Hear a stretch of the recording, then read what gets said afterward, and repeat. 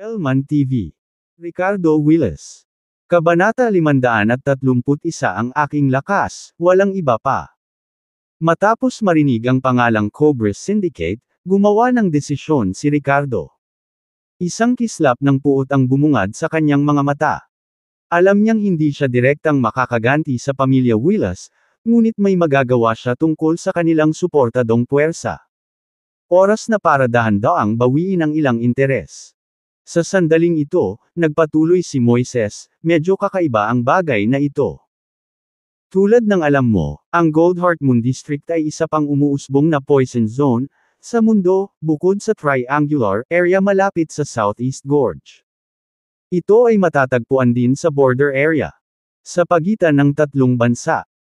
Pagkatapos ng insidenteng ito, ang Cobra Syndicate ay hindi inaasahang sumuko sa ating mga tropa sa hangganan, na nag-turnover ng malaking dami ng droga at nangakong babalik sa bansa para sa paglilitis. Ibinigay din nila ang Enigma Ruan sa mga awtoridad ng Prayosha.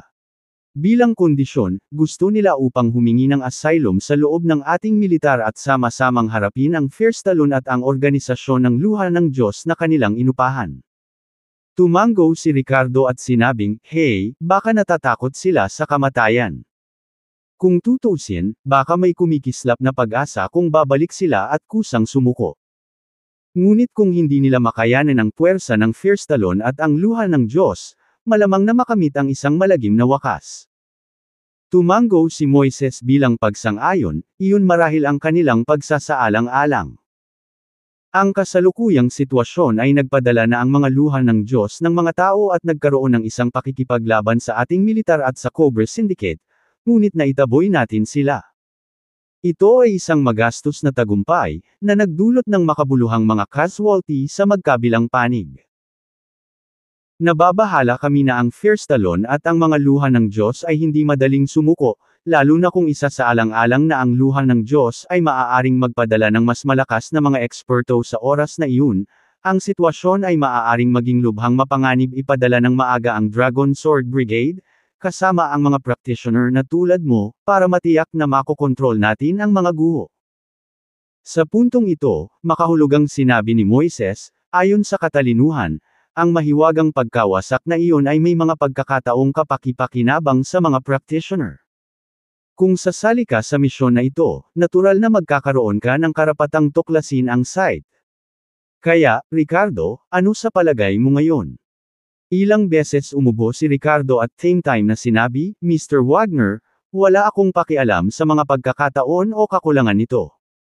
Ang mahalaga sa akin ay may gusto akong gawin para sa bansa." Pagkatapos ng mga salita ni Ricardo, tumawa ng malakas si Moises, "You little brat."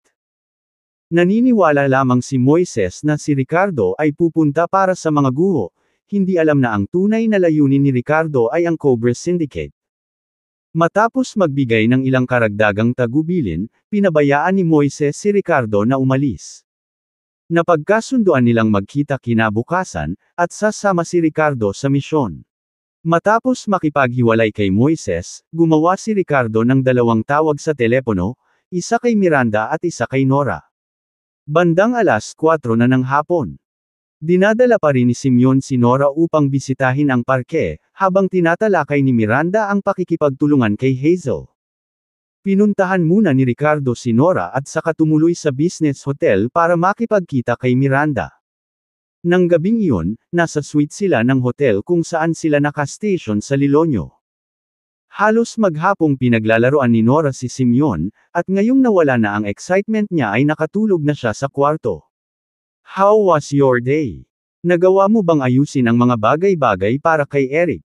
Tanong ni Miranda na nakasandal kay Ricardo sa sala. "Yeah, I took care of the Ward family in Lilonyo. It went pretty smoothly." Kapag kumilos ang asawa mo, halos walang suspense, Tumango si Ricardo at tumawa. Medyo delikado ang proseso ngayon, at halos tamaan ng kidlat si Ricardo. Sa kabutihang palad, siya ay nakinabang sa kalamidad. Gayunpaman, hindi niya maibabahagi ang mga detalyeng ito sa CEO ng Diyosa.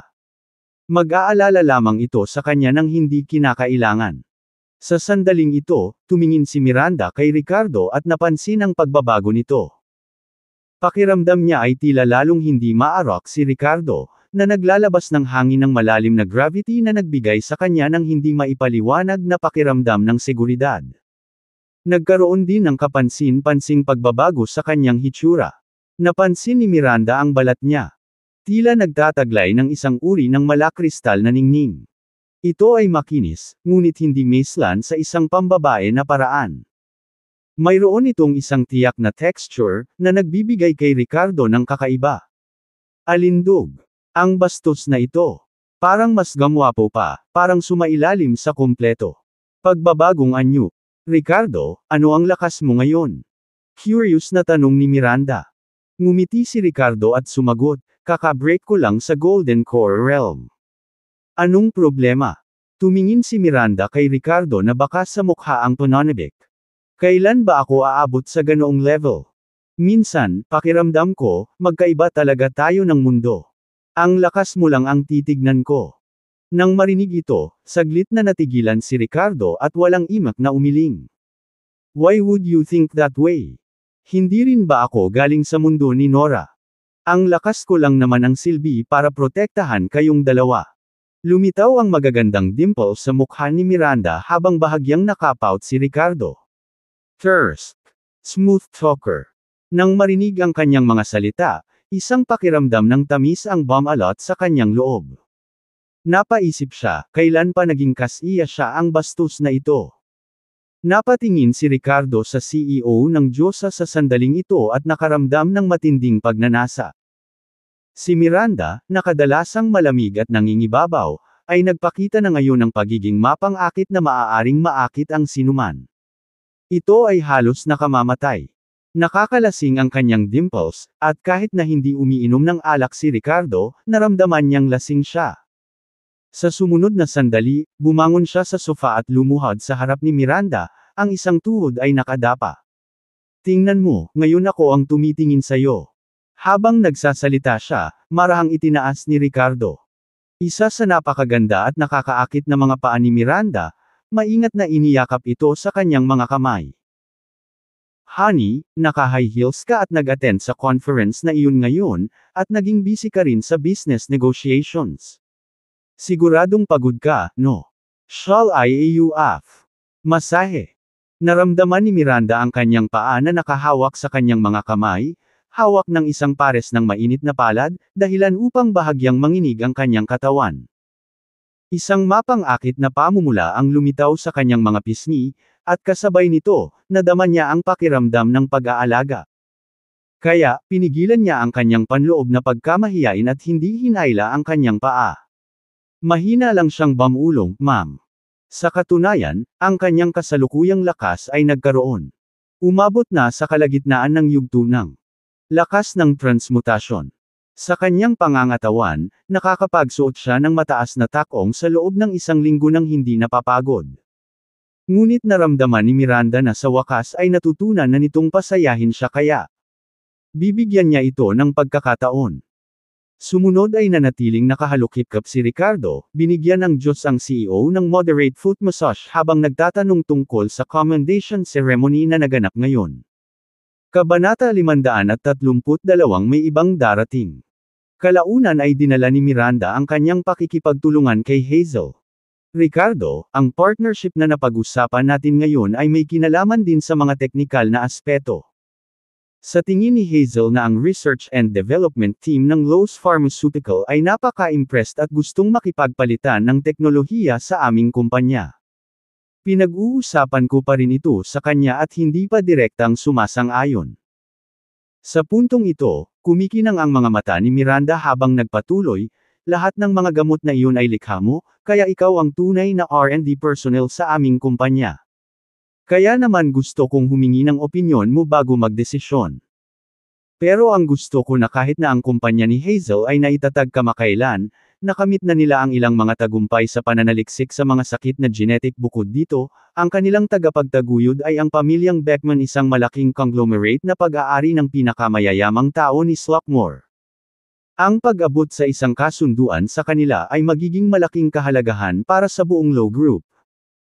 Siyempre, ang pinakamahalaga, ang kanilang kadalubhasaan sa genetics at genetic disease research ay maaaring makatulong sa amin na makahanap ng lunas para sa sumpa ni Nora. Ricardo, ano sa tingin mo? Nang marinig ito, huminto sandali si Ricardo na minamasahe ang mga paa ng Diyos ang CEO, nakaramdam ng kirot sa kanyang puso. Tumango siya at sinabing, "Okay. I promise this collaboration. If needed, I can communicate with their company anytime." Pagkasabi nito, tumingin si Ricardo kay Miranda, puno ng pagmamahal ang kanyang puso. "Honey, ang galing mo." Hindi niya inaasahan na iisipin ni Miranda si Nora sa bawat aspeto tulad niya. Sa sumunod na sandali, unti-unting hinalikan ni Ricardo ang Diyos ang CEO. "Ma'am." Nang mga sandaling iyon ay parang may kuryenteng damaloy sa kanyang katawan si Miranda na naging sanhi ng panginginig ng kanyang katawan. Ngumisi si Ricardo at sinabing, "Napakabango. Ikaw, pervert." Namula si Miranda at sinaway siya. Sa sandaling ito, hindi napigilan ni Ricardo na dahan-dahan siyang halikan. Bahagyang umungol si Miranda ng ilang beses, nang hihina ang buong katawan, isang kakaibang sensasyon ang kumakalat sa kanyang katawan. Sandaling nakagat niya ang labi, bahagyang nakapikit ang magagandang mata, ninanamnam ang masuyong paghalik ni Ricardo. Sa wakas, nag-spray ang maiinit na hininga sa mukha ng isa't isa, at gusto ni Ricardo na hawakan ang mabangong labi ni Miranda at dalhin siya sa silid, ngunit nakaharang ang isang daliri sa kanyang bibig. Sa sandaling ito, puno ng pagkalito at pagpupumiglas ang mga mata ni Miranda, habang mahina niyang sinabi, "Ricardo, hindi. Wala sa hotel, okay. Hintayin mo na lang tayo makauwi." Pagkarinig nito, kinagat ni Ricardo ang kanyang dila para pakalmayan ang sarili. Medyo. Sa pagtingin sa mga mata ni Miranda na humihingi ng tawad at nagsusumamo, nakaramdam siya ng matinding awa at guilt sa kanyang puso. Sa sumunod na sandali, marahan niyang hinalikan ang noo ni Miranda. "Honey, I'm sorry. You're just too charming, and I couldn't control myself for a moment. I didn't mean to disrespect you." Oo, si Miranda ay isang first-timer. Paano niya ito hindi iginagalang at sinira ang kanilang relasyon sa isang hotel? "Ma'am, I know." Napakagatlabi si Miranda at marahang tumango. Ngumiti si Ricardo at binuhat si Miranda pabalik sa kwarto, hinayaan siyang magpahinga ng maayos, nang walang ginagawa. Nang gabing iyon, matapos makatulog si Miranda, bumalik si Ricardo sa sariling kwarto sa suite. Nagsimula siyang maingat na unawain ang mga bagong kabanata ng Dragon Emperor's Canon at Dragon Gaze Heavenward Technique. Bilang karagdagan sa Dragon's Energy Primordial Technique, ang Dragon Emperor's Canon ay nagpakilala ng maraming advanced na medikal na kasanayan para sa kanya upang makabisado. Kabilang sa Dragon Gaze Heavenward Technique, isang bagong array ang nakakuha ng atensyon ni Ricardo. Myriad Transformation Energy Array. Ungol ni Ricardo, bakas ng pagkagulat ang bumungad sa kanyang mabituing mga mata. Ang Myriad Transformation Energy Array na ito ay isang formation na pinalapot ang espiritual na enerhiya ng langit at lupa. Pagkatapos mag-set, porma sayon na ito, ang nakapalibot na pet. Ang espiritual na enerhiya ay magtitipon sa hanay, na ginagawang ang orihinal na manipis na espiritual na enerhiya ay angkop para sa mga practitioner na sumipsip at magpino, kahit na nagiging espiritual na likido. N.S. Net. At ito lamang ang pangunahing yugto ng Myriad Transformation Energy Array. Nang maging bihasa si Ricardo sa ang porma sayon na ito at ginawa itong Myriad Gathering Energy Immortal Formation, hindi lamang nito sisipsip ang espiritual na enerhiya ng langit at lupa, kundi pati na rin ang iba't ibang uri ng enerhiya, iba't ibang enerhiya mula sa langit at lupa.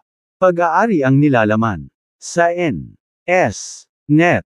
Kabilang ang enerhiya ng kamatayan, enerhiya ng yin, enerhiya ng buhay, at iba pa, na ginagawang purong espiritual na enerhiya. Ito ang tinawag nilang napakaraming pagbabago. Masasabing bukod sa Dragon's Energy Primordial Technique, itong Myriad Palace. Ang Transformation Energy Array ay ang pinakamalaking pakinabang mula sa pagsulong ng Dragon Emperor's Canon at Dragon Gaze Heavenward Technique. Nabibilang sa N.S. Net. Sa karunungan ng porma sayon na ito, hindi ko na kailangang mag-alala tungkol sa kakulangan ng espiritual na enerhiya at mga mapagkukunan ng paglilinang sa mundo. Maaari pa akong lumikha ng higit na mahusay na mga kondisyon sa paglilinang para sa mga tao sa paligid ko. Napaisip si Ricardo sa kanyang puso, nasasabik at natutuwa.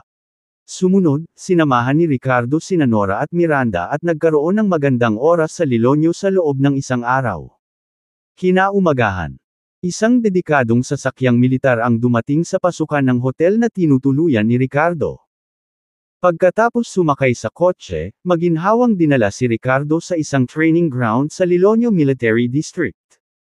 Pagdating, nakita niya ang isang fully armed squad ng mga sundalo na naghihintay na doon. Nagulat siya, ang Dragon Sword Brigade na pinamumunuan ni Kapitan Simeon. Sandaling natigilan si Simeon at ang iba pa nang makita si Ricardo, pagkatapos ay sunod-sunod silang sumaludo. Hindi inaasahan ni Simeon na makakasama rin sila ni Ricardo sa misyong ito. Hindi kaya siya makikisali sa kanila. Sa isang iglap, ang pagkabalisa at pag-aalala sa kanyang puso ay lubos na nawala, napalitan ng pagkagulat at pag-asa nang tumingin siya kay Ricardo. Noong una, inisip niya ang misyon na ito bilang isang sitwasyon sa buhay o kamatayan. Pero kung kasali rin si Ricardo. Sa pag-iisip ng kakilakilabot na lakas ni Ricardo, nadama ni Simeon at ng maraming miyembro ng Dragon Sword Brigade na mas ligtas. Pagkababa ng sasakyan, lumapit si Ricardo at sumaludo kay Moises, na nakatayo sa tabi ng Dragon Sword Brigade. Mr. Wagner, aalis na ba tayo? Tanong ni Ricardo. Umiling si Moises. Hindi pa, mas maraming tao ang darating.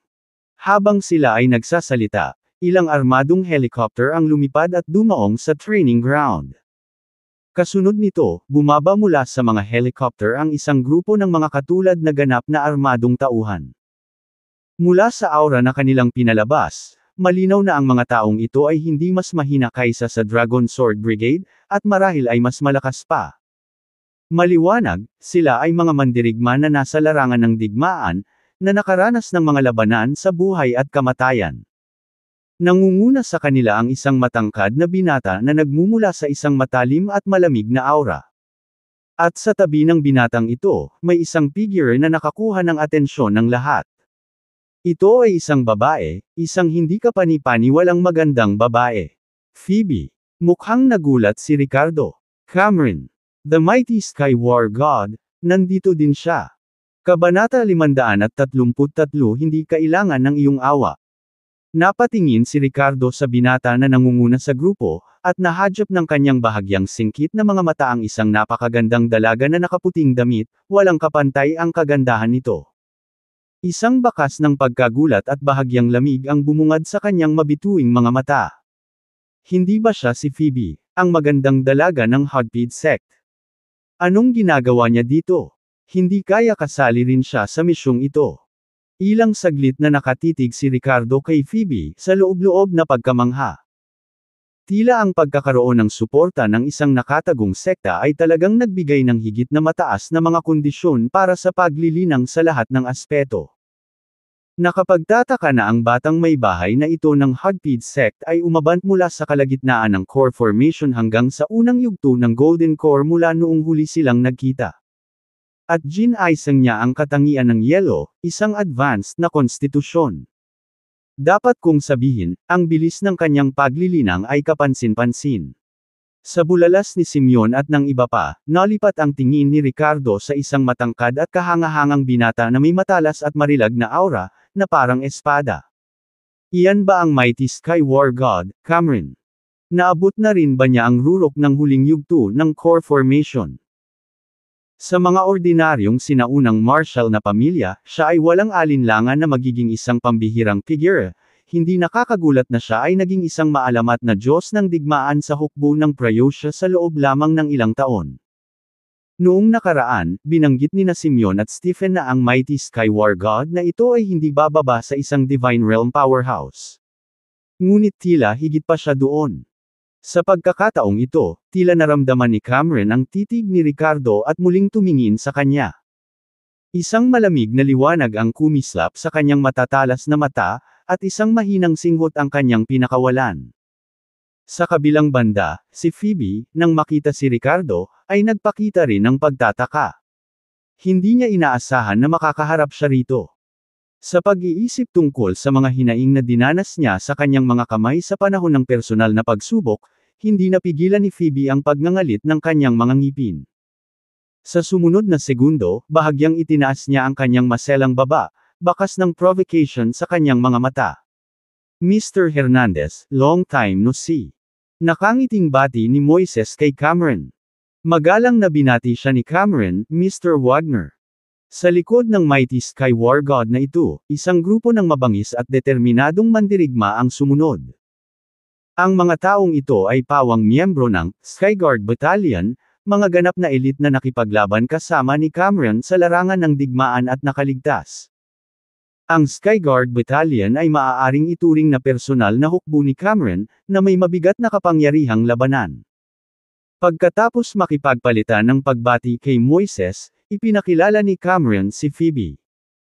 Bilang magandang dalaga ng Hudpid sect, siya ang reinforcement na dinala niya para sa misyong ito. Bagamat naniniwala si Cameron na ang misyon na ito ay hindi talaga nangangailangan ng anumang reinforcements, si Phoebe ay ipinadala ng kanyang sekta para sa panlabas na pagsasanay. Pagkatapos kumonsulta sa mga nakatataas, pinayagan niya si Phoebe na sumali. Pinagmasdan ni Cameron ang eksena at tuluyang napatitig kay Ricardo. Umalangaw-ngaw ang kanyang boses sa determinasyon habang nagtanong, Mr. Wagner, naintindihan ko na ang lahat ng impormasyon tungkol sa misyong ito.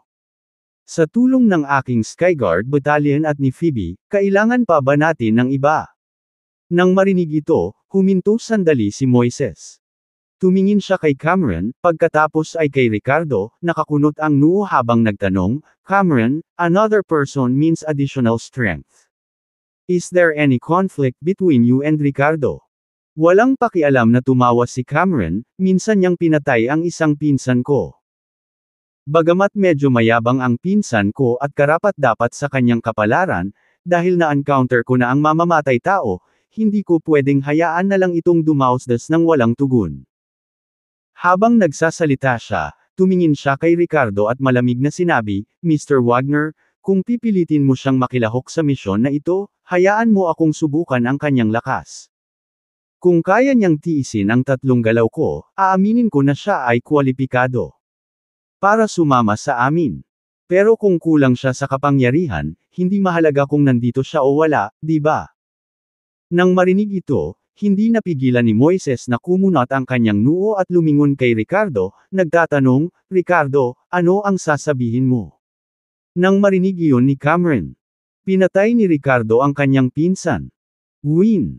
Kinailangan ni Moises na isaalang-alang ang hidwaan sa pagitan ng dalawang partido. Kung ang kanilang mga personal na hinaing ay makakaapekto sa misyon, hindi ito magiging katumbas ng halaga. Kung ito ay dumating sa ito, kailangan niyang iwaksi ang ideya ng pagkakaroon ng Ricardo na lumahok. Net. May bakas ng amusement sa mukha, tumingin si Ricardo kay Cameron at tumango, sige. I'll take your 3 moves. Nang marinig ito, tumingin si Cameron. Ricardo at malamig na sinabi, maaari mong piliin na huwag tanggapin. Alam na alam ko kung paano namatay ang aking pinsan. Siya ay pinatay sa panahon ng personal na paglilitis, na nangangahulugan na siya ay nalampasan. Hindi ako gagawa ng paraan upang ipaghiganti siya. Ngunit kung pipiliin mong tanggapin ang 3 galaw ko, lalabas ako at hindi ako magpapakita ng anumang awa. Tumaas ang isang kilay ni Ricardo at walang masamang loob kay Cameron. At least diretso lang siya at sinabi niya lahat. Halika. Hindi ko kailangan ng awa mo. Mahinahong sabi ni Ricardo, hindi nagbabago ang tono. Bago pa man makapasok sa Golden Core Realm, nagawa niyang lumaban sa mga kalaban sa yugto ng Golden Core. Bagamat naabot na ni Cameron ang rurok ng huling yugto ng Core Formation, hindi niya kayang saktan si Ricardo. Sa sandaling bumagsak ang mga salita, malamig na sumangot si Cameron, sige. Sabi mo, humanda ka. Sa sumunod na sandali, tinapakan niya ang kanyang paa at diretsyong sinugod si Ricardo, Ang kamao niya ay may dalang nakakatakot na momentum habang tinutukan niya ang dibdib ni Ricardo. Nilinaw niya na sa sandaling gumawa siya ng hakbang, hindi siya magpipigil. Nakatutok ang mata ng lahat sa eksena. Bakas sa mukha ni Simeon ang kaba habang tahimik na pinagpapawisan para kay Ricardo. Ito ang maalamat na figure sa militar, ang Mighty Sky War God. Makayanan kaya ni Ricardo ang kanyang buong lakas na pag-atake. May pahiwatig din ng solemnidad ang ekspresyon ni Moises. Ngunit sa sitwasyong ito, si Ricardo ay sumang-ayon sa kanyang sarili, kaya hindi siya maaaring makialam o mag-ayos ng anuman. Si Phoebe naman ay pinagmamasdan si Ricardo ng buong interes, malamig na ngisi ang naglalaro sa gilid ng kanyang bibig. Sa panahon ng Clan Grand Competition, nagawa ni Ricardo na madaig siya kahit nasa kalagitnaan na siya ng core formation. Gustong makita ni Phoebe kung paano gaganap si Ricardo laban kay Cameron, na naabot na ang rurok ng huling yugto ng core formation. Net. Nakapasok na sa Golden Core Realm at nagising ang advanced na katangian ng Yellow, sabik na siyang subukan ang sarili. Nagtataglay din ng sama ng loob ang magandang dalagang ito, na may hinanakit pa rin sa kahihiyan na dinanas niya sa Sacred Medicine Valley. Sa sandaling ito, nakatayo doon si Ricardo, nakaharap sa paparating na kamao ni Cameron na may time na ekspresyon. Sa isang iglap, sinalubong niya ang pag-atake gamit ang sarili niyang kamao. Gayunpaman, pinigilan niya ang sarili niyang lakas, hindi man lang ginamit ang kapangyarihan ng Rich Soil o Thunder Force. Boom! Sa sumunod na sandali, nagsalpukan ang dalawang kamao sa isang bugzo ng hangin. Isang mahinang ungol ang pinakawala ni Cameron at napaatras ng 3 hakbang, habang si Ricardo ay umatras din ng 3 hakbang bago tumayo ng matatag. Haha, buti naman. Halika ulit. Nagliwanag ang mga mata ni Cameron, at ilang beses siyang tumawa bago muling inatake si Ricardo. Samantala, sumili sa mga mata ni Ricardo ang kawalan ng imek. Kabanata 534 na pagsasabuatan. Matapos makipagpalitan ng suntok ni Ricardo kay Cameron, lahat ng naruroon ay nagpakita ng gulat na ekspresyon. Nakahinga ng maluwag si Moises. Si Simeon at ang mga miyembro ng Dragon Sword Brigade ay nagpakita ng nasasabik at humahangang mga ekspresyon. Hindi inaasahan ni Simeon na talagang makakalaban ni Ricardo ang maalamat na Mighty Sky War God. At parang pantay-pantay sila. Bahagyang lumuwag ang ekspresyon ni Phoebe, hindi dahil nag-aalala siya kay Ricardo noon, ngunit dahil pakiramdam niya ay nahihigitan niya ang sariling lakas. May bahid ng pang-aalipusta at panlalamig sa mga mata niya. Naisip niya sa kanyang sarili, kahit na mayroon kang pambihirang talento, ano ang mahalaga? Kung ikukumpara sa akin, wala kang malalim na background upang mabigyan ka ng sapat na mapagkukunan at kondisyon para sa paglilinang. Sa huli, Year-Okon kita sa ilalim ang aking mga paa. Bilang batang may bahay, mayroon akong natatanging mga pakinabang, sa mga mapagkukunan ng sekta na nakahilig sa akin mula sa kalagitnaan ng core formation hanggang sa Golden Core Realm sa maikling panahon maaari lang makipaglaban sa kataas-taasan ng huling yugto ng core formation. Sa gilid ng Skyguard Battalion, nang makita ang kanilang commander na nakipag-stalemate sa isang tao, naramdaman nilang lahat na parang hinahamon ang kanilang mga paniniwala. Galit nilang hinimok ang kanilang Mighty Sky War God na huwag magpigil at magpakita ng kulay kay Ricardo.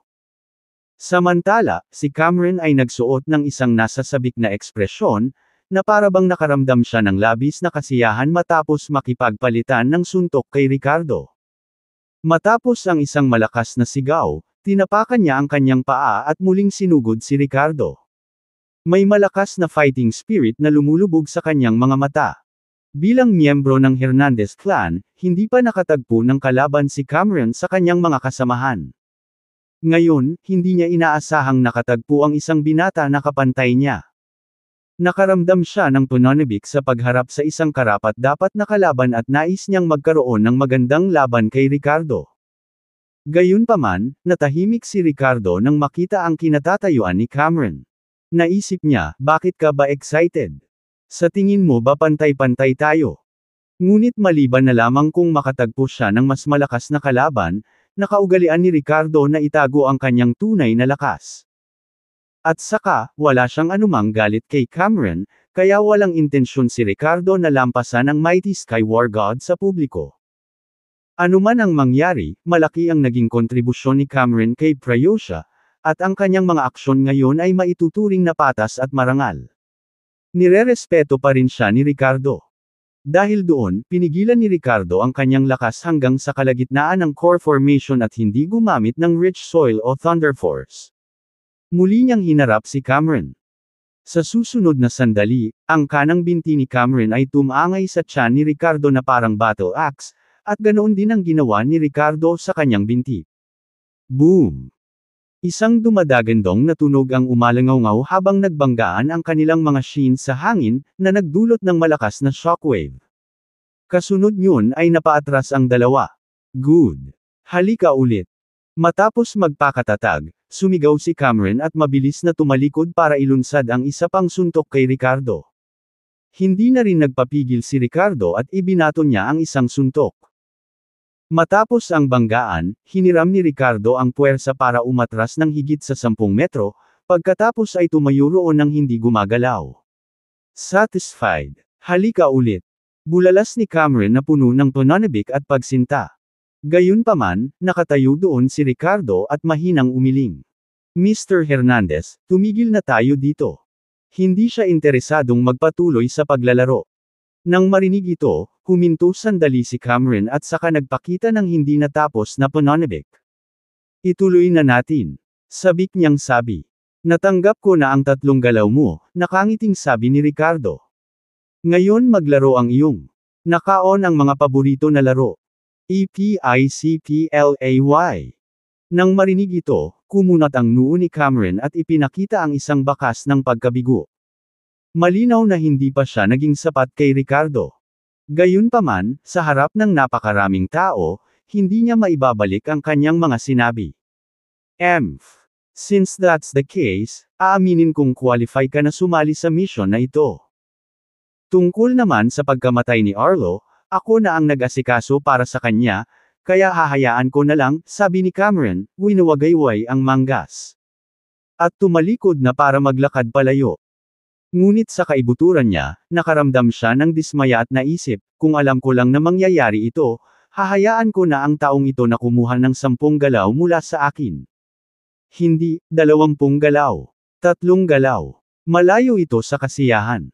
Sa sandaling ito, si Simeon at ilang miyembro ng Dragon Sword Brigade ay lumapit kay Ricardo na may mga ekspresyon ng paghanga at maging ang panatismo. Mr. Willis, nagawa mong pantayan ang Mighty Sky War God. Bulalas ng isa sa kanila. May kahanga-hangang record ang Mighty Sky War God. Hindi pa raw siya nakakaharap ng kalaban, sa Pryosha man o laban sa mga dayuhang kalaban. Dagdag pa ng isa. Mr. Willis, ang galing mo. Sa kanilang puso, si Cameron ay isang alamat sa militar. Ngayon, walang alinlangang nakakabigla sa kanila ang makakita ng taong makakapantay sa kanya. Gayunpaman, nang marinig ang papuri mula kay Simeon at sa iba pa at naramdaman ang kanilang pagsamba at panatikong mga titig, ang mga mata ni Ricardo ay kumikislap sa isang dampi ng kawalan ng pagsasalita at kasiyahan. Noong umagang iyon, dinala ng isang military transport plane ang grupong ito ng mga piling puwersa, na lumilipad patungo sa hilagang kanlurang hangganan ng Pryosha. Tatawid sila sa hangganan patungo sa Bliria Nation at dumiretso sa Goldheart Moon District. Sa mga unang oras ng susunod na araw, bago lumitaw ang mahinang liwanag ng bukang liwayway sa silangan, dumating si Ricardo at ang kanyang grupo sa Goldheart Moon District, ang lugar na kinokontrol ng Cobra Syndicate at ng Pryosha Military. Blah! Para sa misyong ito, nagsilbi si Cameron bilang pinakamataas na commander, kasama sina Simeon at Ricardo na tumulong sa kanya. Si Phoebe naman. Sumasabay lang siya at hindi niya sinasali ang sarili niya sa mga detalye. Tinatayang aaksyon lamang siya kung magkakaroon ng tunay na mahirap na labanan. Pagdating, nakilala ni Cameron, Ricardo, at Simeon ang orihinal na namamahala, isang kinatawang gobernador na nagngangalang Elijah Mann. Ipinaliwanag ng Deputy Governor ang sitwasyon ng detalyado sa mga bagong dating na reinforcements. Sa pangkalahatan, ang impormasyon ay katulad ng naunang ibinahagi ni Moises, ngunit may higit pang mga detalye. Gayunpaman, habang nakikinig ng mabuti si Ricardo sa mga detalyeng ito, mahina niyang naramdaman ang isang pahiwatig ng pagsasabuatan. Deputy Governor, sinabi mo iyan. Si Hydra, ang pinuno ng Cobra Syndicate, nagkusa na magpadala ng mga tao sa hilagang kanlurang hangganan ng Prayosha para makipag-ugnayan sa mga nakatalagang tropang ito. Nagdala sila ng malaking halaga ng mga materyales sa paggawa ng droga at mga miyembrong sumuko, at inabot pa ang Enigma Ruins na hirap nilang inagaw kay Fierce Talon. Ang kondisyon na kanilang iminungkahi ay hindi lamang sila pabolaikan kaagad kundi hayaan silang lumahok sa paglaban sa Fierce Talon Armed Syndicate. May problema ba sa isip ang pinuno ng Cobra Syndicate? Siya ang pinuno ng isang droga trafficking armadong grupo na hindi makasarili. Tumaas ang isang kilay ni Ricardo at nakakunot ang noo niyang tanong. Tumango rin si Cameron at malamig na bamantong hininga, sa totoo lang, nararapat na mag-alinlangan. Kung naghahangad lamang sila na iligtas ang kanilang buhay at humingi ng kanlungan mula sa militar ng Prayosha, maaari na nilang hayaan ang lahat. Dahil sumuko na sila, ano ang mahalaga sa kanila? Kung mapangalagaan ang site na ito o hindi? Bakit kailangan mong tumulong sa pakikipaglaban sa Fierce Talon Armed Syndicate? Kabanata 535 Ano pang hinihintay mo? Kitang-kita na hindi lang si Ricardo, kundi sina Cameron at Simeon din, ang nakadama ng isang bagay. Kung ang Cobra Syndicate ay sumuko na at naibigay na ang lahat ng mayroon sila, bakit mo pa kinakalaban ang Fierce Talon Armed Syndicate at maging ang organisasyon ng Daytime Steers na kanilang inupahan? Napabuntong hininga ang Deputy Governor. Alam kong may hindi rin tama, ngunit sinabi ni Hydra na pinatay ng Fierce Talon ang marami sa kanilang mga kapatid sa armas, kaya gusto nilang maghiganti. Dagdag pa, mayroong ilang mga bihasang miyembro sa Cobra Syndicate na kailangan nating umasa mula noong ating mga puwersa ay limitado. Ang Fierce Talon at ang mga luha ng Diyos ay umatake noon. Matapos marinig ang mga salitang ito, walang pakialam na tumango si Cameron at sinabing, sa totoo lang, wala kang ibang magagawa kundi humingi ng tulong sa pagtatanggol noon. Ngunit ngayon, hindi na kailangan. Ipunan ang pinuno at mga pangunahing miyembro ng Cobra Syndicate at makipagpulong sa kanila. Gusto kong makita kung ano ang ginagawa nila. Oo. Ang Deputy Governor, Elijah, ay tumugon bilang pagsunod. Habang si Elijah ay pumunta upang tipunin ang mga miyembro ng Cobra Syndicate, ang iba ay dumating sa pasukan ng Enigma Ruins. Sumama na rin sa kanila si Phoebe na kanina pa naghihintay sa labas. Ang Goldheart Moon District ay halos bulubundukin, na may sunod-sunod na mabatong bundok. Ang pasukan sa Enigma Ruins ay matatagpuan sa loob ng isang kuweba. Isang ethereal light curtain ang bumalot sa pasukan, at nakatayo sa harap nito, malabo na mararamdaman ng isa ang presensya ng isa pang espasyo sa loob. Ngunit nang sinubukan ng isa na pumasok, tila may energy barrier na nakaharang sa daan. This is the entrance. We don't know what's inside, mataimtim na sabi ng isang vice officer na kasama ni Ricardo at ng iba pa. Pagtingin sa maaliwalas na light curtain na pasukan, bahagyang ipinikit ni Ricardo ang kanyang mga mata at saglit na wala siyang maramdaman sa loob. Sa sandaling ito, ang ekspresyon ni Phoebe ay napalitan ng pagtataka habang nagsasalita. Ang pasukan sa Enigma Ruins ay medyo katulad ng pasukan ng Hogpid Sect Sacred Medicine Valley. Nang marinig ito, tahimik na tumango si Ricardo. Sa kanyang isip, naalala niya na sa panahon ng personal na pagsubok sa Clan Grand Competition, ang pasukan sa Sacred Medicine Valley ay umiral din sa anyo ng ganoong light curtain. Ang mga lugar na ito ay tila mga self-contained na espasyo, na nilikha ng ilang makapangyarihang nilalang sa nakaraan. Hindi tayo pwedeng pumasok ngayon. I wonder kung kailan natin ito matutuklasan. Inabot ni Cameron ang kanyang kamay patungo sa light curtain ngunit nakaharang ito ng puwersa. Nagsalita siya ng may pananabik. Sumagot ang vice officer sa tabi niya, Mr. Hernandez, ang pasukan sa guho na ito ay maaaring magbukas sa lalong madaling panahon. Sinubukan naming lahat na pumasok, ngunit lahat kami ay hinarang ng isang puwersa. Gayunpaman, nararamdaman namin na ang puwersang ito ay tila humihina ang araw. Sa araw.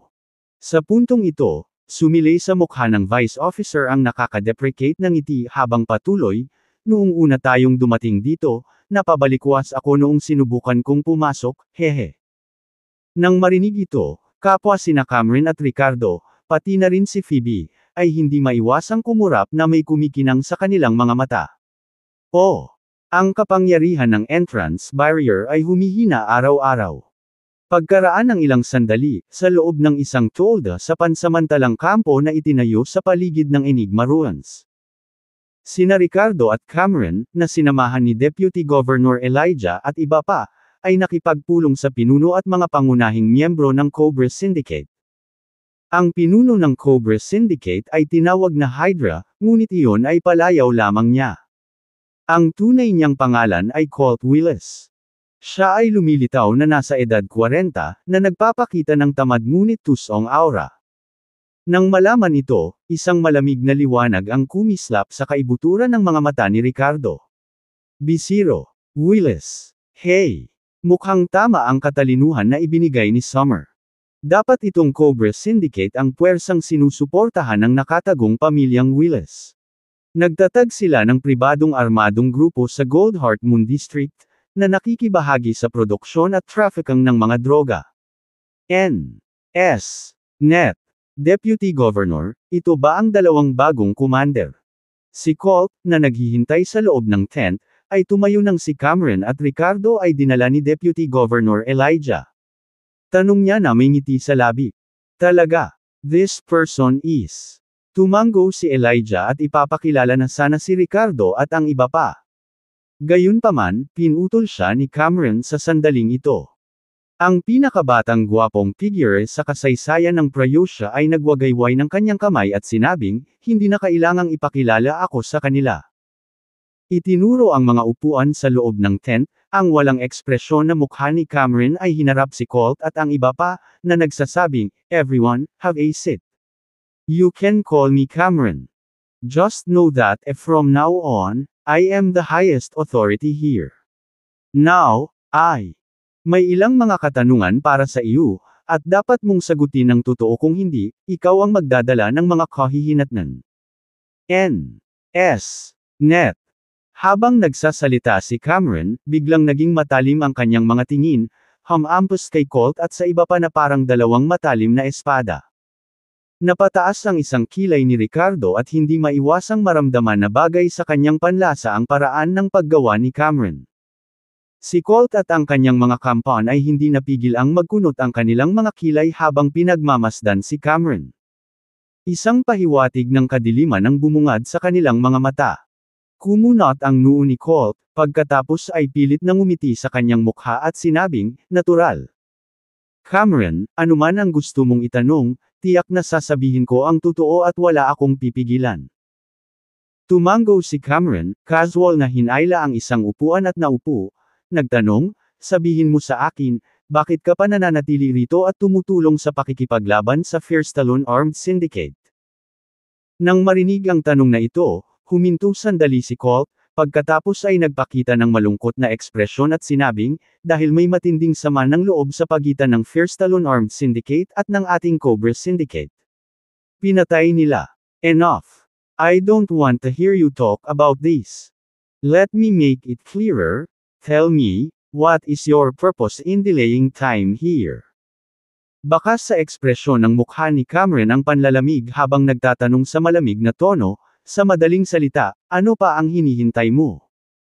Agad na nagbago ang mga ekspresyon ni Colt at ng 7 pangunahing miyembro ng Cobra Syndicate na naruroon. Bukod kay Colt, ang 7 pangunahing miyembrong ito ay pawang mga bihasang individual na ipinadala ng nakatagong pamilyang Willis, na tumulong kay Colt sa pagtatatag ng Cobra Brigade sa Goldheart Moon District. Cameron, hindi ko maintindihan kung ano pinag-uusapan mo. Hindi kami naghihintay ng kahit ano.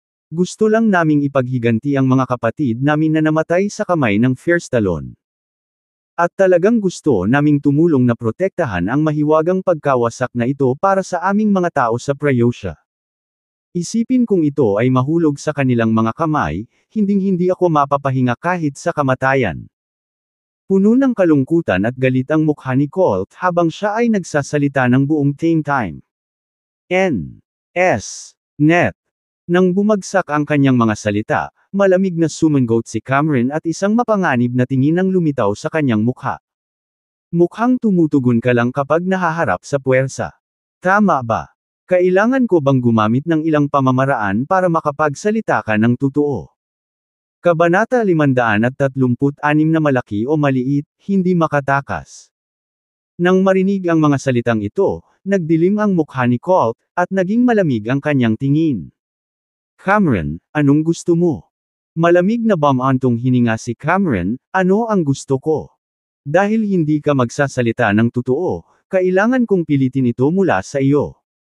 Nang bumagsak ang kanyang mga salita, agad na umatras si Colt at sumigaw, "Damn it, attack!" Sa sandaling iyon, ang 7 skilled core members sa tabi ni Colt ay sabay-sabay na sumugod kay Cameron. Nang makita ang poster ni Cameron, alam nilang hindi na nila kayang magpigil pa at sa huli ay nagpasya silang maging pag-alit. "Atake! Sa inyo lang!"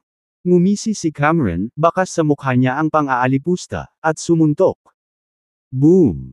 Sinamahan ng isang mahinang tunog, ang isa sa mga pangunahing miyembro ay lumipad pabalik, ang kanyang katawan ay sumabog sa isang ambon ng dugo.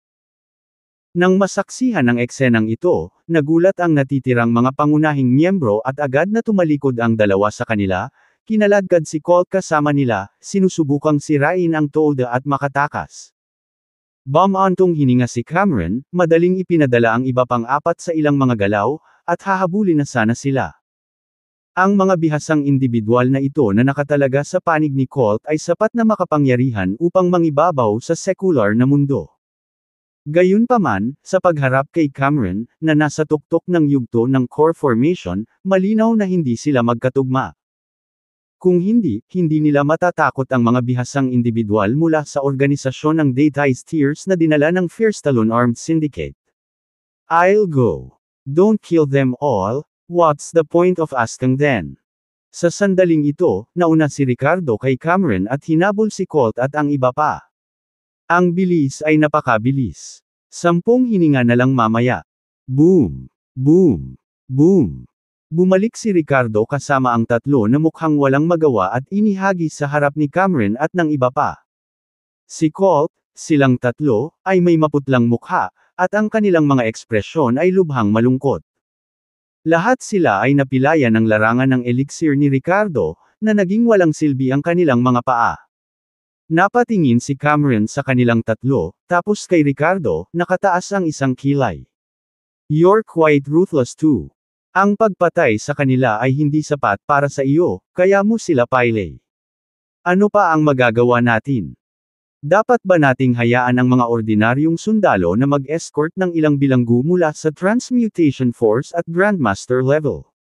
Nagkibit balikat si Ricardo. Ngumiti si Cameron, saka tumingin kay Colt at sa iba pa. Tara, sabay natin silang i-interrogate. Tingnan natin kung ano ang ginagawa nila. Lilonyo. Alas 7 ng umaga, dumating ang grupo sa isang villa sa suburbs. Nanguna ang isang matangkad at payat na binata. Sa tabi niya ay may 3 lalaki at isang babae, lahat ng nasa katanghaliang gulang na mga individual ay naglalabas ng aura na hindi maarak ng mga ordinaryong tao. Siyempre, mukhang nasa katanghaliang gulang lamang sila, at hindi alam ang kanilang aktwal na edad. Ang matangkad at payat na binata na nangunguna sa daan ay may masamang tingin sa kanyang mga mata, paminsan-minsan ay kumikislap ng matalim at masamang liwanag. Ang isang sulyap mula sa kanyang mga mata ay maaaring makaramdam ng labis na hindi komportable sa sinuman. Siya si Kevin, ang apo sa tuhod ni Wicked Bone, isang elder ng nakatagong pamilyang Willis. Sa sandaling ito, si Xander, na sinamahan ng isang grupo ng mga bodyguard, ay nakaupo sa isang wheelchair at mainit na tinanggap sila. Mr. Willis, dumating ka na rin sa wakas. Ang young master ng Medical Business Alliance, na bumisita, ay pinigilan ang kanyang karaniwang pagmamataas at pagmamataas, magalang at may pahiwatig ng pagsuyo. Ikaw ba si Xander? Bumaba ang tingin ni Kevin kay Xander at nagtanong, nananatili ang tingin nito sa naputol na binti, baka sa mga mata nito ang pagkadismaya. Oo ako nga. Hehe. Salamat, Mr. Willis, sa pagpayag mong tulungan akong maghayganti. Naramdaman ni Xander ang titig niya at lihim na nakaramdam ng inis. Ngunit isinasaalang-alang ang kanyang pagkakakilanlan at ang mga tagubilin ng kanyang ama, ngumiti pa rin siya at sinabi. Binigyan ako ng tatay mo ng kaunting benepisyo, kaya labag sa loob kong pumayag na tulungan ka minsan. Anyway, ito ay isang maliit na bagay para sa akin. Tara, ihatid mo ako para hanapin ang taong nagngangalang. Oh, tinawag si Ricardo, di ba? Ako mareresolba ito sa lalong madaling panahon at pagkatapos ay gawin ang aking negosyo. Casual na sabi ni Kevin, na parabang ang paglutas ng problemang ito para kay Xander ay isang bagay na walang kahalagahan. Bulong niya sa sarili, Willis din ang family name niya. Hey, sige. Huwag kang mag-alala, hindi ito kukuha ng maraming oras mo. Nang marinig ang sinabi ni Kevin, kumislap ang mga mata ni Xander sa pananabik. Nitong mga nakaraang araw, palihim niyang binabantayan ang ni Miranda at Nora, Fran ng asawa at anak ni Ricardo. Nabibilang sa N. Samantalang si Ricardo mismo, hindi nang ahas si Xander na magpahabol sa kanya dahil sa kanyang matinding lakas. Ngunit sa mata ni Xander, hanggat natagpuan niya ang asawa at anak ni Ricardo, wala siyang takot na mahanap siya.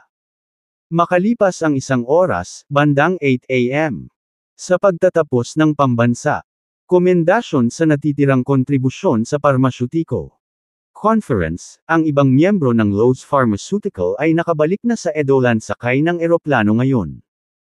Gayunpaman, nanatili sina Miranda at Nora sa Lilonyo at hindi nagmamadaling umalis. Si Nora ay nag-enjoy sa paglalaro, at si Hazel ay nananatili rin sa Lilonyo, kaya gusto ni Miranda na makipagkita muli sa kanya. Matapos makatanggap ng positibong tugon mula sa Ricardo, gusto ni Miranda talakayin ang mga detalye ng kanilang teknikal na pakikipagtulungan kay Zell. Nora, kakausapin ko muna ngayon ang isang magandang babae tungkol sa mga importanteng bagay, pagkatapos ay maglaro na tayo, okay? Sa silid ng hotel, kinurot ni Miranda ang cute na munting mukha ni Nora at malumanay na nagtanong. Okay. Miranda mommy, importante muna. Tinanguan ni Nora ang kanyang maliit na ulo at masunerang sinabi. Marahang hinimas ni Miranda ang dulo ng ilong ng maliit at akmang ilalabas na si Nora. Boom! Bumagsak. Gayunpaman, sa sandaling iyon, biglang nabasag ang salamin ng silid ng hotel. Ang lugar na ito ay nasa 22 palapag, at mayroon pang ang reinforced glass barrier sa labas. Gayunpaman, isang figure ang bumasag sa bintana at tumalon sa silid. Isa itong babaeng nasa katanghaliang gulang, mataba at puno ng laman ang mukha. Dumating na ang importante. Hihihi. Tumingin ang nasa katanghaliang gulang na babae kay Miranda at Nora na may masamang hangarin. Agad na nagbago ang ekspresyon ng mukha ni Miranda, tinitigan ang nasa katanghaliang gulang na babae, naramdaman ang panlalamig na sensasyon na gumagapang sa kanyang gulugod. Ito ay isang pangunahing takot na lumitaw nang humarap sa isang kalaban na ang lakas ay lampas sa kanyang tansya. Sa sumunod na segundo, nang walang pag-aalinlangan, binuhat ni Miranda si Nora at inihagi sa pintuan, sumisigaw, Nora! Takbo! Bang! Sa puwersa ni Miranda, bumagsak ang maliit na katawan ni Nora sa pintuan ng silid ng hotel. Kung ordinaryong bata lang, grabe ang sugat nila sa impact. Gayunpaman, si Nora ay isa ring early-stage transmutation force practitioner, kaya hindi nag-alala si Miranda na saktan siya. Sa sandaling iyon, isa lang ang nasa isip ni Miranda, at iyon ay ang hayaang makatakas si Nora. Hindi makakatakas ang alinman sa inyong maliliit na aso. Ngumisi ang medyo may edad na babae at lumapit kay Miranda. Walang pag-aalinlangan, pinunit ni Miranda ang isang suppression talisman na ibinigay sa kanya ni Ricardo. Isang pag-atake na tinatakan ng kapangyarihan ng peak level na opisya ay inilunsad patungo sa nasa katanghaliang gulang na babae. Gayunpaman, sa isang tumalsik na tunog, ang pag-atake ay madaling na-disperse ng palad ng nasa katanghaliang gulang na babae. Para siyang nagpasabog ng hindi nakakapinsalang bula. Ako. Kabanata 537 Isang magandang plano sa kamay. Hindi sa ayaw ni Ricardo na lumikha ng mas makapangyarihang pamatay na anteng-anteng para kina Miranda at Nora, ngunit ang anteng-anteng na ginawa gamit ang ordinaryong papel ay makatiis lamang sa kapangyarihan ng peak level na opisya. Tila kailangan ng mga espesyal na materyales para masil ang mas malalakas na pag-atake. Sa sandaling ito, nang makita ni Miranda ang pag-atake ng peak level na opisya na casual na ipinapakalat ng babaeng ito, ang hitsura ng kawalan ng pag-asa ay lumitaw sa kanyang mukha. Sa susunod na segundo, siya ay nagngangalit ng kanyang mga ngipin at, na may determinadong pagpapasya, ay sumugod patungo sa nasa katanghaliang gulang na babae. Gusto niyang pigilan siya kahit 3 segundo lang, para bumili ng oras para makatakas si Nora. Bitch, ang lakas naman ng dark force mo. Thirst. Tumingin ang nasa katanghaliang babae kay Miranda habang inilunsad ang kanyang pag-atake, na may suot na mapanukso at mapanuksong ekspresyon. Bang! Hinayaan niyang atakihin siya ni Miranda, pero parang kinikiliti lang siya. Masamang babae, bitawan mo ang mommy ko Miranda. Sa pagkakataong iyon, gamulong-gulong sa lupa si Nora na kanina pa itinapon ni Miranda at tumakbo pabalik. Ang kanyang maliit na mukha ay puno ng galit habang kinuyam niya ang kanyang maliliit na kamao at sinisingil pabalik. Nora, tumakbo ka. Nang makita ang tagpong ito, nakaramdam si Miranda ng parehong paggalaw at pagkabalisa, na parabang sisabog ang kanyang lalamunan sa pagsigaw. Makalipas ang kalahating oras. Inihagis ng medyo may edad na babae ang walang malay na sina Miranda at Nora sa harap nina Kevin at Xander. Umupo si Xander sa isang wheelchair, nakatingin sa asawa at anak ni Ricardo sa kanyang mga kamay, isang nasisiyahang ekspresyon sa kanyang mukha. Samantala, umupo si Kevin sa sofa, nakapatong ang ulo sa coffee table, pinisil ang ilong habang pilit na sumangot ng puting pulbos. Sa susunod na segundo, inilibot niya ang kanyang mga mata at nakahinga ng maluwag. Ang kanyang mga mata ay nakatitig ng diretso kina Miranda at Nora, na may hindi kapanipaniwalang masasamang ekspresyon sa kanyang mukha. Oh! Ang ganda ng asawa ni Ricardo ha! Ha. Si Kevin nakakasinghot pa lang ng palbo ay tila baliw habang tinatawanan ng masama si Miranda, kitang-kita ang mukha na puno ng interes. Sa pagkakataong ito ay ipinakita rin ni Xander ang matako na tingin kay Miranda, ngunit sa harap ni Kevin, nakangiti pa rin ito at sinabing, talaga. Mr. Willis, kung interesado ka, pwede kang magsaya. Hehe. Umiling si Kevin nang makita si Miranda at bumulong sa impluwensya ng droga, napatitig ang mga mata kay Xander, hindi ako interesado sa babae. Nang marinig ito, nakaramdam si Xander ng lamig sa kanyang gulugod mula sa diretsyong tingin ni Kevin, at awkwardly siyang ngumiti, sinabing, Mr. Willis, my leg is not convenient. If you're interested, I can. Fuck off. Are you trying to flirt with me?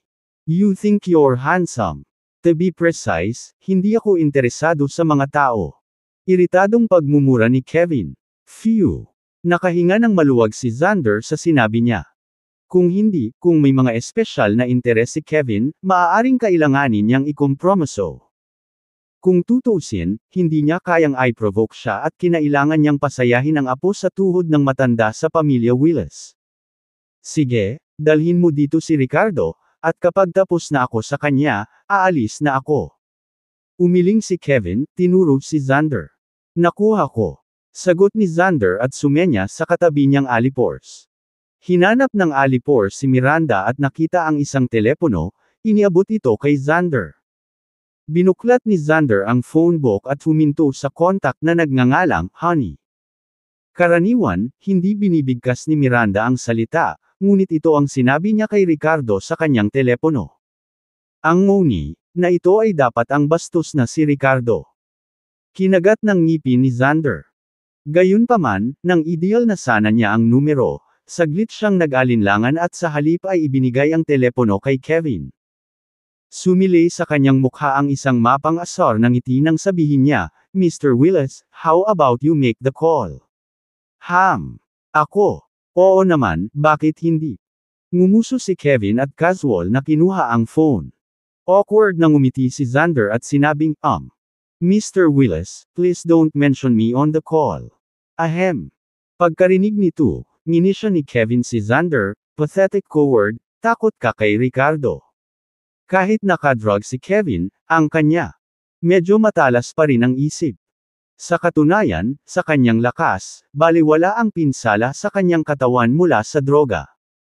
Pansamantalang panahon lamang ito matapos uminom ng gamot ng ang kanyang nerbiyos ay lalo nang nabalisa.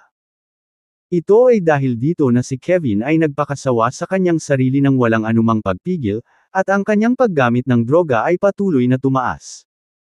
Habang ang pinsala sa kanyang pisikal na pag-andar ay minimal, ito ay may epekto sa kanyang pagkatao. Lalong naging baliw si Kevin at kumilos ng sobrang sira.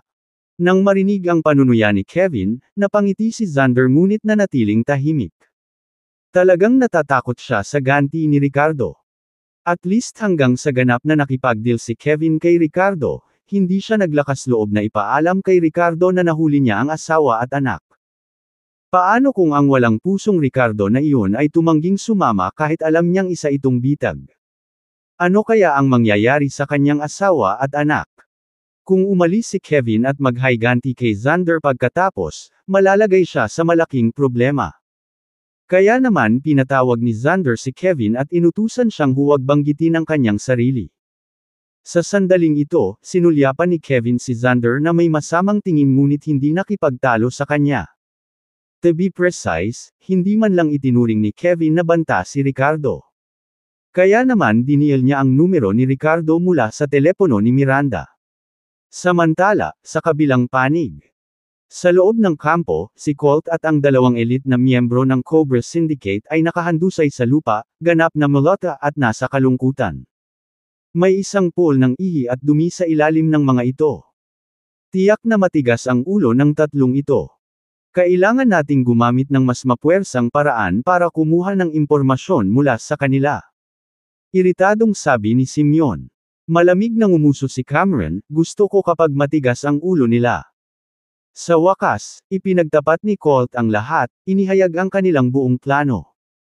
Sa katunayan, sa likod nila ay isang sinaunang puwersang militar, ang malihim na pamilyang Willis. Ginagamit ng Cobra Syndicate ang kanilang mga aktibidad para kumita ng pera para sa pamilya.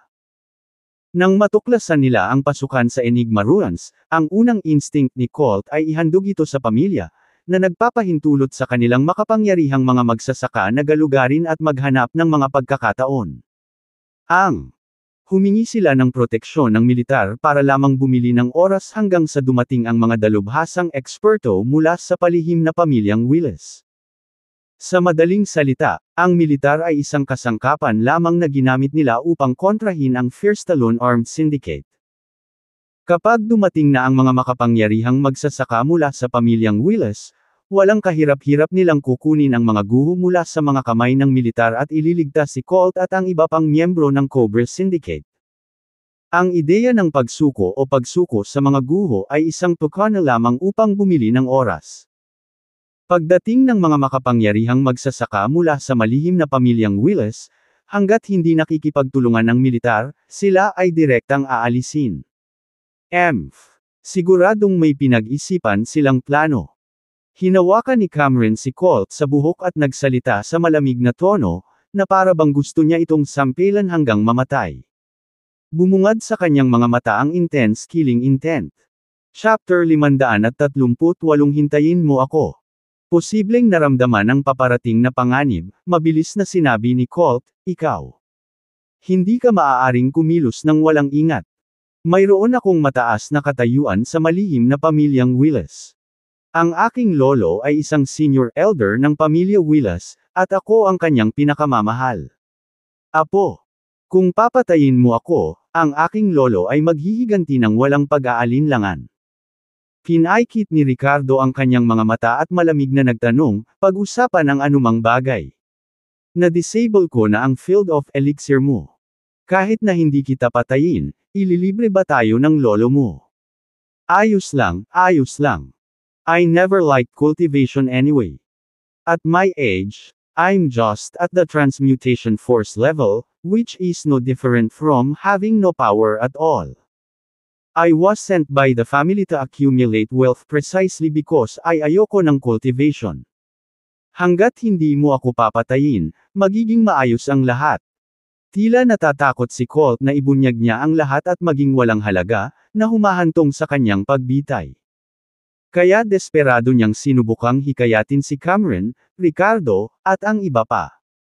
Sabihin mo sa akin, ilang makapangyarihang eksperto mula sa malihim na pamilyang Willis ang darating sa oras na ito, at ano ang kanilang mga lakas?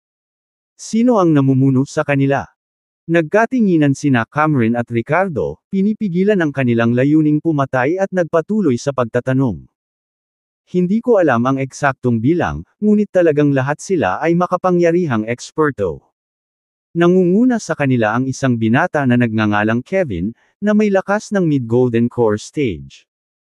Si Colt, na hindi kilala sa kanyang katatagan, ay nagpahayag ng halos lahat ng nalalaman niya pagkatapos ng ilang interogasyon. Sa sandaling bumagsak ang kanyang mga salita, ang mga ekspresyon ng lahat ng naruroon ay naging malungkot. Kahit si Simeon ay walang ideya kung ano ang kinakatawan ng isang mid-golden core expert. Sina Cameron at Phoebe, na nakaunawa sa konsepto, ay nagsuot ng isang solemn na ekspresyon. Ang pinuno ay talagang isang mid-golden core na eksperto. At hindi malinaw kung ano ang lakas ng iba pang mga kasama.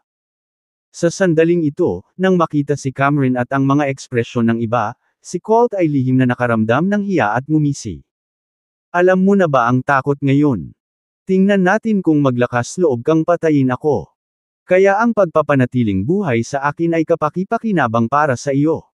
At least, pagdating ng panahon, maaari mo akong gamitin bilang isang hostage para makipag-ayos sa kanila. Ang aking lolo ay isang senior elder ng malihim na pamilyang Willis.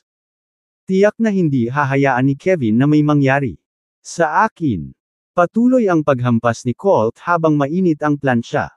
Nang bumagsak ang kanyang mga salita, natahimik si Cameron, ang kanyang ekspresyon ay tense, tila may iniisip. Baka mukha lang ni Ricardo ang hindi nagpakita ng solemn na ekspresyon. Sa kaibuturan ng kanyang mga mata, sumili ang makapal na hangarin sa pagpatay.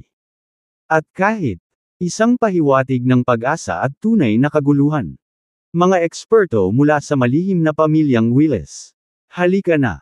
Dalhin ito sa paano kung ito ay ang kalagitnaan ng yugto ng Golden Core? Kung may dumating, papatayin ko ang isa. Kung dumating ang dalawa, papatayin ko ang isang pares. Maya-maya lang, naramdaman ni Ricardo na nag-vibrate ang kanyang phone ng ilang beses, na nagpapahiwatig ng papasok na tawag. Nang makitang galing ito kay Miranda, naglakad si Ricardo sa gilid at sinagot ito. Kahapon, sinabi sa kanya ni Miranda ang tungkol sa itinerary nila ni Nora. Wala pang Jess ng umaga, kaya tansya ni Ricardo na dapat pag-usapan ni Miranda ang technical cooperation kay Hazel. Hindi kaya may gusto itong i-consulte sa kanya. Hello? Anong nangyayari? Sinagot ni Ricardo ang tawag at nagtanong sa mahinang boses. Anong nangyayari? Hulaan mo ba? Hahaha. Umalangaw-ngaw ang mayabang at medyo neurotic na tawa ni Kevin na puno ng pangungutya at saya. Tila isang kawili-wiling bagay sa kanya. Nang marinig ang boses na ito, agad na nagbago ang ekspresyon ng mukha ni Ricardo, at malamig siyang nagtanong, ano ang gusto mo? Oh, are you calm? Your wife and child are in my hands now. Alam mo ba? Tanong ni Kevin na may kasamang mapaglarong tono. Alam ko. Hawak mo phone niya di ba? Sino ka, at anong gusto mo? Magsalita ka. Dahil tinawagan mo ako, dapat may mga kondisyon, di ba? Pinilit ni Ricardo na manatiling kalmado at casual na nagtanong. Siyempre, may mga kondisyon. Haha. Ngumuso si Kevin at mabangis na sinabi, hindi mo kailangang mag-alala kung sino ako. Basta alam mo na nasa kamay ko ang asawa at anak mo. Bigyan ka ng kalahating oras, pumunta ka sa Villano. 3 sa Ati Road outskirt ng Lilonyo. Bilisan mo, o hindi ko magagarantiya ang kanilang kaligtasan. Tursk, ang iyong asawa ay Kat Angie Tangi, may sabik na naghihintay na makipaglaro sa kanya. Ang iyong anak na babae ay napakaganda. Napakayabang ni Kevin at walang pakialam. Direkta niyang binigay kay Ricardo ang address. Hindi siya natatakot na magsumbong si Ricardo sa pulis. Sa kanilang lakas, kahit na magdala ng regular na hukbo si Ricardo, ano ang magagawa nila? Sa sandaling ito, magkahalong pananabik at kaba ang ipinakita ni Xander. Talagang natatakot siya na baka baliwalain ni Ricardo ang kanyang asawa at anak at tumanggi siyang sumama. Kung ganyan ang kaso. Ganito ang iniisip ni Xander at tumingin kay Miranda, sinusuri ang kanyang kaakit-akit na figure mula sa itaas hanggang sa ibaba. Thirst. Talagang pambihira. Nabalian man ang kanyang binti, napagpasyahan niyang pagkatapos na patayin si Ricardo, lubusan niyang tatangkilikin ang makamundong yaman na ito. Ang ganyang Diyosa, sulit naman kahit nabaliin niya ulit ang paa niya sa kama. Sa kabilang banda, nang marinig ni Ricardo ang kalagayan ni Kevin ay agad na nagdilim ang mukha nito. I'm not in Liloño right now. I really can't make it in half an hour. I can only promise you that I'll come as soon as possible. How about that? Ricardo gritted his teeth at sinabi. Tungkol sa kaligtasan ni Miranda at Nora, kinailangan niyang magsalita sa tono ng pakikipag-ayos. Huwag kang maglaro. Kalahating oras, kung hindi ka dumating, humanda ka sa mga bangkay ng asawa at anak mo. At sa palagay ko'y makikiusap ang asawa mo para sa kamatayan bago siya makapagmakaawa para mabuhay. Mabangis na sabi ni Kevin. I'm really not in Liloño. I'm not even in Preyosha. How do you expect me to get there in half an hour? Maliwanag naman na ako ang target mo, diba? Hindi na kailangan pang idamay ang asawa at anak ko. Tiyak na darating ako sa lalong madaling panahon kung hindi ka naniniwala sa akin, gumamit ng mga teknikal na paraan upang suriin ang lokasyon ng aking telepono ngayon. Si Ricardo, nang marinig ang sinabi ng kabilang partido, ay naging tunay na balisa at halos sigawan siya. Pagkarinig nito, nanunuyang tawa ang isinagot ni Kevin, oh. Wala ka sa Preyosha. Saka nasaan ka? Nasa Goldheart Moon ako. It would take at least a day to rush back. Hintayin mo ako dyan, babalik talaga ako. Nasa kamay mo ang asawa at anak ko, how could I dare to play tricks with you? Saglit na nag-alinlangan si Ricardo at nagpas siyang sabihin ang totoo. Nang matapos siyang magsalita ay sumangot si Kevin at sinabing, Puno ng pagtataka ang boses niya. Sa sumunod na sandali ay mas naging mapaglaro ang kanyang ekspresyon. Goldheart Moon District. Haha. Ha. You said you fucking are in the Goldheart Moon District. Great. Just great. Hintayin mo ako dyan, pupunta rin ako dyan. Gusto ng young master na to kung andyan ka pa pagdating ko. Hahaha. Kabanata 539 na kunin ang mga tao at umalis. Tumawa si Kevin na parang may narinig na biro, panunuya kay Ricardo.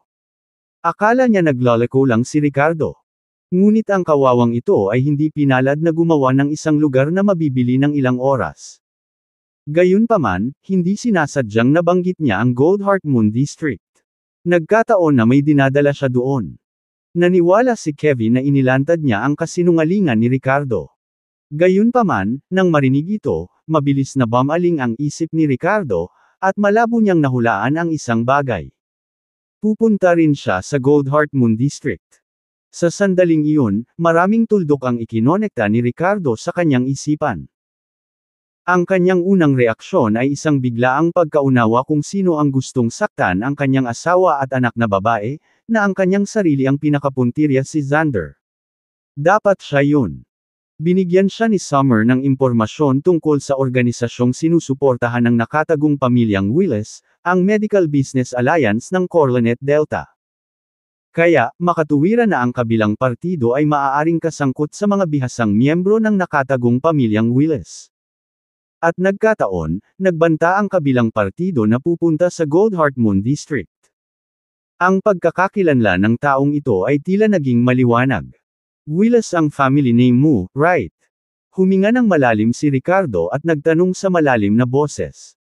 Ang mapanuksong tawa sa kabilang dulo ng telepono ay biglang huminto matapos itanong ni Ricardo ang tanong na iyon.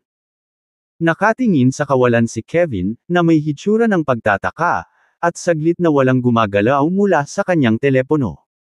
Your name is Kevin. You're a member of the Hidden Willis family, di ba? Tanong ulit ni Ricardo. Sa pagkakataong ito, tuluyan ng napalitan ng gulat at hindi makapaniwala ang ekspresyon ni Kevin. Paano mo nalaman? Malamig niyang tanong, puno ng hinala ang tono niya. Sa isang iglap, tila nagbago ang sitwasyon mula sa pagiging aktibo sa pagiging pasibo. Medyo nag-ulo ang isip ni Kevin na nasa impluwensya pa rin ng mga gamot na ininom niya. Nasa Goldheart Moon District talaga ako. And I can tell you that Colt is in my hands right now. Kung ayaw mong mamatay siya, huwag mong saktan kahit isang buhok ang asawa at anak ko. Pwede ba? Naiintindihan. Matigas na sabi ni Ricardo. Matapos ang mga salita ni Ricardo, nagkaroon ng ilang segundong katahimikan sa kabilang dulo ng telepono. Pagkatapos, isang bigo at galit na boses ang bumungad. What the F*********. Sino sa tingin mo ang niloloko mo? Nasa kamay mo si Colt. Sa tingin mo ba maniniwala ako? Huwag kang maniwala. Kung wala siya sa kamay ko, paano ko malalaman ang tungkol kay Colt? Sandali lang, at ipapakita ko sa iyo. Ngumisi si Ricardo. Mula sa tono ng kabilang partido, naramdaman niyang nagmamalasakit sila kay Colt. Iyon ang nagbigay sa kanya ng leverage. Hindi siya magiging ganap na pasibo. Pagkasabi noon, tumalikod si Ricardo at naglakad papasok sa tent, nakakatakot ang ekspresyon nito, patungo kay Colt. Ricardo, anong ginagawa mo? May silbi pa siya. Nakita ni Cameron ang poster ni Ricardo at biglang nagbago ang mukha nito. Gulat na tanong niya. Si Colt, na nakatingin sa binata na nakapilayan sa kanya, ay nagpakita ng takot na ekspresyon. Anong gagawin mo? Wag. Huwag kang gagawa ng walang ingat. Nanginginig na tanong ni Colt.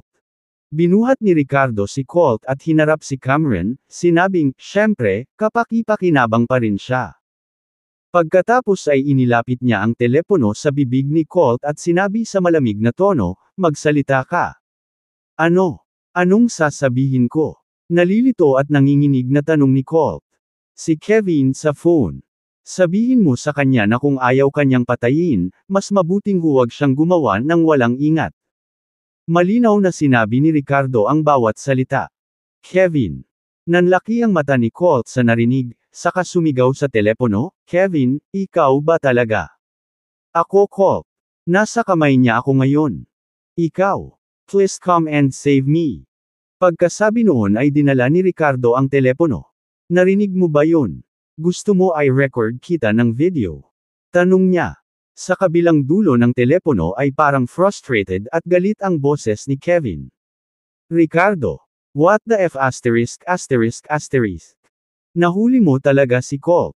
Anong gusto mo? This time, tinanong ni Kevin si Ricardo kung ano ang gusto niya. Ang gusto ko. Ikaw. Dapat malaman. Dalhin mo sa akin ang aking asawa at anak. At magpapalitan tayo ng mga hostage. Uulitin ko, huwag mo silang sasaktan, kung hindi. Alam ang kahihinatnan. Naririnig ko neto. Ang Colt na iyon ay ang pinakamamahal na apo ng Colt na iyon na isang elder sa iyong pamilya, tama ba? Sana alam mo ang gagawin. Sabi ni Ricardo sa matigas na boses. Content belongs to net. Fine. Fine. Lalapit ako agad. You better wait for me. Nagnganga ang ngipin ni Kevin at sinabing. Pagkatapos magsalita, ibinaba niya ang telepono at dinurog ang telepono ni Miranda sa isang iglap. Sa sandaling ito, ang apat na bihasang individual na kasama ni Kevin ay nagpakita ng hinala at kawalan ng katiyakan nang makita ang kanyang reaksyon. Kevin, anong meron? Nakasimangot na tanong ng medyo may edad na babae na puno ng laman ang mukha. Mr. Willis, anong nangyayari? May nangyari ba kay Colt? Kailan ba darating si Ricardo? Gulat na tanong ni Xander na nakatitig kay Kevin. Pumunta ka sa impyerno. Si Kevin, na puno ng galit, ay walang mailabas at napatulala kay Xander. Sa sumunod na segundo, isang sampal ang ibinigay.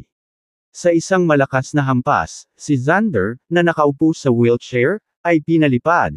Ang kanyang ulo ay sumabog sa ulap ng dugong ambon sa hangin. Matapos bumagsak sa dingding, nag-iwan ng nakakakilabot na bahid ng dugo ang kanyang katawan. Diretso siyang sinampal ni Kevin hanggang mamatay. Ang nakakaawa at nakatitawang young master ng Medical Business Alliance ng Coronet Delta ay umaasa na tutulungan siya ni Kevin na maghiganti. Hindi niya inaasahan na mamamatay siya sa mga kamay niya. Swan. Kapanalig. Kevin, what the hell is going on? I heard you mentioning something happening to Colt on the phone just now. Tanong ng isa pang nasa katanghaliang gulang na lalaki. Parang wala silang pakialam sa pagkamatay ni Xander. Ang ikinabahala nila ay kung bakit galit na galit si Kevin. Ang mga bodyguard at alipors na nakapaligid kay Xander, na nakakita sa kanilang young master na sinampal hanggang sa mamatay, ay hindi nang ahas gumawa ng ingay. Dalhin ang asawa at anak ni Ricardo sa Goldheart Moon District. Nasa kamay ng lalaking ito si Colt. Huminga ng malalim si Kevin at ikanaway ang kamay. Ngunit katatapos lang niyang magsalita ay ilang beses na kumurap ang mga tingin niya na para bang may iniisip siyang iba. Hindi. Dalhin mo na lang ang asawa niya, at may maghatid ng anak niya sa lolo ko. Damn it, we're exchange hostages, right? Then it's 1-for-1. Ngumuso si Kevin at sinabing may mabangis na ekspresyon. Samantala, sa kabilang panig. Ricardo, anong nangyayari? Nakita ni Cameron ang reaksyon ni Ricardo at hindi napigil ang magtanong. Ang aking asawa at anak na babae ay naging nakuna ng taong Colt. Nabanggit. Sabi ni Ricardo, binuhat si Colt. Sa kanyang kamay na parang isang maliit na sisiw. Siya. Nagpatuloy sa malalim na boses, mula ngayon, ako na ang bahala kay Colt. Nang marinig ito, nagsalubong ang kilay ni Cameron. Samantala, ngumuso si Phoebe, in charge. Sino ang nagbigay sa iyo ng karapatan? Kabanata 540 pag-aalis muna ng isang panig. Ayon sa mga alituntunin, ang Colt ay dapat na direktang hawakan ni Cameron. Sa madaling salita, si Ricardo, bilang isang dayuhang magsasaka, ay isang honorary Grand Marshal lamang. Maaaring kailanganin nilang harapin ang mga kakilakilabot na kalaban mula sa pamilyang Willis, na pinamumunuan ng isang eksperto sa Golden Corps. Si Colt, bilang isang mahalagang hostage, ay dapat ibigay sa isang taong tunay na responsable at kabilang sa militar. Gayunpaman, sa sandaling ito, nais ni Ricardo na kontrolin ang mahalagang hostage na ito, na hindi masyadong makatwiran ayon sa mga patakaran. Kahit na sinabi niya na ang kanyang asawa at anak na babae ay nahuli ng kabilang partido, ito ay isang panig na pahayag lamang ni Ricardo. Kung titingnan ito mula sa ibang pananaw, paano kung pinagtaksilan sila ni Ricardo? Pagkatapos, si Colt, ang pinakamahalagang bargaining chip na mayroon sila, ay nasa panganib. Kaya naman, nang marinig ni Cameron si Ricardo na sinasabi ito, hindi niya maiwasang sumimangot. Sa kabilang banda, si Phoebe, na nagtatanim na ng sama ng loob kay Ricardo, ay direktang nagtanong sa kanya sa sandaling ito. Sa sandaling bumagsak ang kanyang mga salita, biglang naging malamig at matalim ang tingin ni Ricardo. Nag-aalala ito kay Miranda at Nora, at hindi siya outrest kahit kaunti. Sabi ko, kinidnap na ang asawa at anak ko ng Kevin na iyon, hindi mo ba ako narinig? Pinandilatan ni Ricardo si Phoebe, nagngangalit ang kanyang mga ngipin at nagtanong. Ngumuso si Phoebe, nakidnap ang asawa mo. Who knows if it's true or not? What if isa kang especially iyan na pinadala sa kabila? Ngumuso rin si Ricardo, hawak-hawak pa rin si Colt na walang balak na pakawalan, at malinaw na sinabi ang bawat salita, kung patuloy kang magdadaldal, gagawin kitang especially iya. Naniniwala ka ba? Nang marinig ito, nagbago ang ekspresyon ni Phoebe. Malinaw na naramdaman niya ang isang nasasalat na kahulugan ng layunin ng pagpatay, na nakakulong sa kanyang sarili, na nagpang-inag sa kanyang puso. Akala niya ay nahihigitan na ng kanyang lakas ang kay Ricardo, ngunit natatakot pa rin siya sa layunin nitong pumatay. Marahil, ito ang dahilan kung bakit kailangan niyang magkaroon ng mas maraming karanasan. Saglit niyang pinatahimik ang kanyang isipan, at isang dampi ng galit at panghahamak ang lumitaw sa kanyang nakamamanghang mukha. She coldly laughed and asked, "Just relying on you. Ricardo, don't think I'm the same Phoebe from before, the one you can bully in Sacred Medicine Valley. Hehe. Are you trying to bring up our personal grievances?" Naningkit ang mga mata ni Ricardo at nagtanong. Katawa-tawa. Nabuli ba siya sa Sacred Medicine Valley? Parang siya yung ginamit na pawn at pinilit na tumalon sa bulkan, di ba? Ang lahat ay dapat nabatay sa lakas. Kung kulang ang lakas niya at gumanti siya, nagiging bullying siya nito. I'm talking about the rules. Regardless, you're not qualified to handle this hostage. If you don't agree, then try to stop me with force. Pagalit na itinaas ni Phoebe ang kanyang baba. I've said it, Colt must be in my hands. Kung sino man ang magtangkang pigilan ako, humanda kang lumaban, malamig na sabi ni Ricardo, hindi kumikibo. Mabuti. Gusto kong makita kung ano ang kwalipikado sa iyo na maging dominante? Tugon ni Phoebe, hindi nagulat bagkos ay nasiyahan. Ang kanyang mga mata ay kumikislap sa pagnanais na kumilos, malinaw na nais na labanan si Ricardo. Sinamantala ang pagkakataong ito para pawiin ang nakaraang kahihiyan. Gayunpaman, sa sandaling ito, humakbang si Cameron at tumayo sa pagitan nilang dalawa.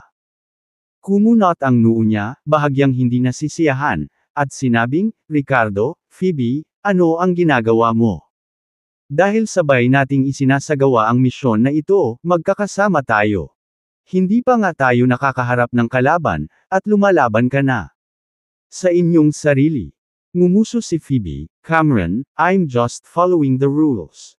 Gusto ba niyang kontrolin mag-isa ang hostage? Sang-ayon ka ba dyan? Samantala, si Ricardo ay nanatiling tahimik, ang kanyang titig na mabangis na nakakatakot, at ang kanyang ekspresyon ay determinado. Sinulyapan ni Cameron si Ricardo, nag-alinlangan sandali, at sinabing, Ricardo, ang asawa at anak mo ay totoong nahulog na sa mga kamay ni Kevin. Paano ito nangyari nang nagkataon? Ano ba talaga ang nangyayari? Habang nagsasalita siya, ipinaliwanag niya sa malalim na boses, hindi naman sa nagdududa ako sa iyo, parang nagkataon lang ang mga bagay. Nabalitaan lang namin mula kay Colt na may isang tao na nagngangalang Kevin, at kaagad pagkatapos nito, nakatanggap ka ng isang telepono. Tumawag ka at sinabi sa amin na ang asawa at anak mo ay banihag ni Kevin. Ang mukha ni Ricardo ay naging solemn na, at pagkatapos huminga ng malalim, ikinwento niya ang mga pangyayari at ang kanyang sariling mga haka-haka. Kasama dito ang kanyang salungatan kay Xander at ang pagkakasangkot ng Medical Business Alliance ng Coronet Delta, pati na rin ang nakatagong pamilyang Willis. Ganyan talaga ang mga bagay, nagkataon lang. Maniwala ka man o hindi, dapat nasa ilalim ko si Colt. Ganun din, kapag hinanap tayo ng mga eksperto mula sa nakatagong pamilyang Willis, tutulungan kitang harapin sila. This mid-golden core stage Kevin, ipaubaya mo siya sa akin. Nang ibabaw at desidido ang tono ni Ricardo. Base lang sa'yo. Pagharap sa mid-golden core stage. Sa tingin mo ba ang mid-golden core stage ay kapareho ng mid-core formation stage? Naiinis nang umisi si Roebe. Sa isip niya, siya ang pangunahing puwersa sa operasyong ito. Ang pagharap sa nangungunang mid-golden core stage na si Kevin ay nakasalalay sa kanya. Hindi siya makaasa kay Ricardo, na inaasahan niyang pantay-pantay na mapapantayan ni Cameron. Samantala, matapos makinig sa paliwanag ni Ricardo at mga haka-haka na si Cameron ay nakatayo doon sa pagmumuni-muni ng ilang sandali. Pagkatapos, sa malalim na boses, sinabi niya, sa ganoon. Kaso, pareho kayong kailangang magkompromiso ni Phoebe. Maaaring nasa iyong mga kamay si Colt, at naiintindihan ko ang iyong damdamin tungkol sa pagkahulog ng iyong asawa at anak sa mga kamay ng kaaway. Ngunit may isang kondisyon, mula ngayon, hindi ka na makakaalis sa kampo na ito kasama si Colt. Nang marinig ito, walang pag-aalinlangang tumanggo si Ricardo, sige, salamat. Cameron waved his hand and said, Ricardo, this is our first mission together. Sana hindi mo ako bigwan. Tahimik na tumanggo si Ricardo, habang si Phoebe, nang marinig ang panukala ni Cameron, ay sumangot ng hindi kasiya siya. Sa susunod na sandali, ang kanyang magagandang mata ay tumitig kay Ricardo, nag-igting ang kanyang mga ngipin habang sinasabi, simula ngayon, pananagutan ko na ang pagbabantay kay Ricardo at huwag siyang mawala sa paningin ko kasama si Colt. Who knows if he magiging taksil at lihim na makikipagkompromiso sa kaaway alang-alang sa kanyang asawa at anak. Hindi kumibo si Cameron pagkarinig nito, habang si Ricardo ay nanunuya sa loob, na nag-iisip, kung gusto ko talagang tumakbo, mapipigilan mo ba talaga ako? Sunod, tinawagan ni Cameron si Elijah at ang iba pang pangunahing opisyal ng militar gaya ni Simeon para talakayin ang susunod na deployment. Ang organisasyong First Talon ay dati nang humiling ng tulong mula sa organisasyon ng Daytime Steers sa mataas na presyo, ngunit ang kanilang kahilingan ay tinanggihan ni Elijah, na sa halip ay nakipagtulungan sa mga puwersa ng Cobra Syndicate, kasama si Colt. Ang mga posibilidad sa hinaharap ay limitado sa dalawang pagpipilian, alinman sa First Talon na organisasyon ay susuko, o sila ay patuloy na magbabayad ng isang mabigat na presyo upang humingi ng tulong mula sa organisasyon ng Daytime Steers at magdala ng mas malakas na mga eksperto. Pagkatapos ng talakayan, nagkakaisang nagpasya ang lahat na harapin ang gulo na dulot ng First Talon Armed Syndicate bago dumating ang mga eksperto mula sa pamilya Willis. Nais nilang maiwasan na mahuli sa isang mahinang posisyon na may mga kaaway sa magkabilang panig. Hanggat inalis nila ang armadong grupong ito, mababawasan ang posibilidad na magpadala ng mga tao ang organisasyon ng Daytime Steers. Pagkatapos ng lahat, kung ang employer ay patay na, sino ang iyong tutulungan pagkatapos kunin ang pera? Sa paunang bayad, hindi na kailangang magpadala ng mga tao upang makipagsapalaran. Ay hindi na mahusay. Matapos magawa ang desisyon, sa madaling araw, personal na pinamunuan ni Cameron ang koponan at nagtungo sa kuta ng